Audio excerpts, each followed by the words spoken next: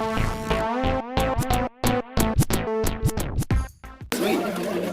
I've never been around the table before. Usually you're the guy giving Right, Right. I saw your name on this and I was like, that's so, because I've been following you since before you got the All Access gig, so like, what's it like going from someone, who was a podcaster and a fan following this stuff, and now, you used to do these things from the other side, now you're on the other side, so how's that experience feel? Or are we popping your cherry? Are we the first? I don't know if I would use that vernacular. Well, there's no kids at the table. It's interesting. It really is interesting to go from like where you guys all are to like this side of the table, especially like an event at this. But I don't know. It's also kind of humbling as well that they asked me, that they even considered me, because it also shows the respect and kind of that they would give to the rest of you. Come on, we're the same, Like, yeah, we're the same. It's just where our paycheck comes from is different, Right? Yeah. So it's really nice that didn't knock me down in terms of this panel. Like they were like, no, you're all part of the family. Come on, let's talk about this. Let's do it. So surreal.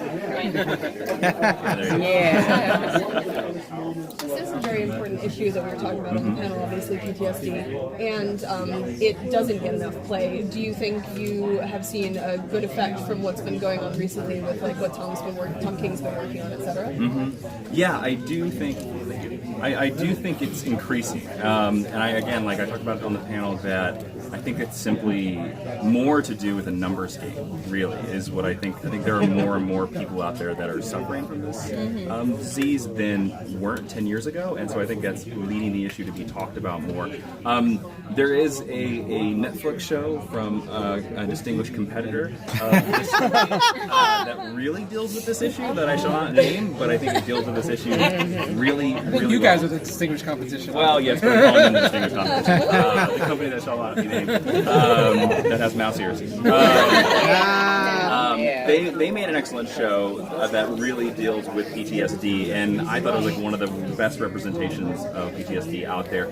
It is, on the panel, the point was brought up that it is a forgotten disease, and it really is, because the symptoms aren't physical. And again, for so many years, people would just be like, man up. Right. You got shell shock. Who cares? Like, are you afraid? And now it's finally realizing, like, no, like, this is a super traumatic event, and it is time that we deal with it. I'm actually really glad, because stories like Mr. Miracle could be the touchstone for PTSD in terms of comic books. You know how comic books have these touchstone stories, and I think Mr. Miracle could be that comic book, because we don't have it right now.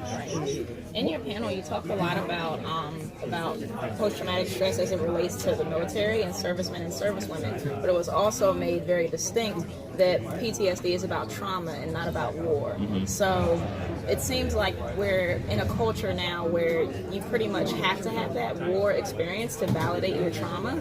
And what do you think are the challenges that need to be addressed, or the hurdles that need to be leaped over in order to validate trauma beyond the war experience? That's such a good question.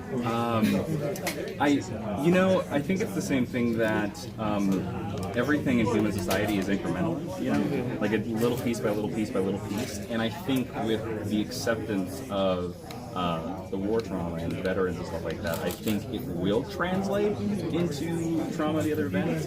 And I hate to say that it has to be a stair or a ladder, but it really is, because humans' brain don't work no good. So that's how that works. But you are totally right, because like you could have a horrific car accident and still have PTSD. You could do so many things and get PTSD. It's not just war, but I think it's because, again, like, it's the easiest thing for us to label, and human beings, we love to label things, and I think that this is the label we understand now. We didn't understand it 10 years ago, so hopefully 10 years after we start moving towards that. I hope so. And speaking of broadening out trauma and what it means, I think for a lot of superhero narratives, they're all born out of trauma. I mean, look at Batman, look at even Superman. These characters have a traumatic event, and they become superheroes because of that trauma. How is that made more or less explicit through superhero narratives? That's a good question too, man. You got the best table. You guys, so you know. You guys are setting the bar high. You know, I think it's translated through superhero medium simply for the reason that superheroes are that lens that we look through the world because it's escapism, and escapism is the thing that we want to relate with it, but we also, if we don't see a piece of ourselves in it, we don't like it. And it's interesting because, a lot of superheroes are orphans, which is a traumatic experience. Yeah, right. I mean, if you think about it, if Superman was 10 when Krypton exploded, he's a completely different hero than being a baby, because Which is the Supergirl story. exactly. And you think about even with Supergirl.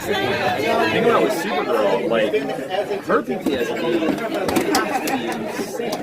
She lost her entire species. You know, she saw her whole planet explode, and that's a great point because that's something we haven't seen explored in the comic books, and it would make for such an amazing, fascinating story because I think it would do what you talked about before. It would open it out of war because it's not a war issue, and then also it would also give it a really great lens because it would come from a female perspective. So, writers out there in the world, get on that Supergirl PTSD story. Just one more thing about Superman. I think often we associate him with the immigrant story. Really, he's a refugee. That's a more accurate portrayal of what he is. 100%. Supergirl is like even more because she remembers the old country. Right. Thank you, everybody. Thank you.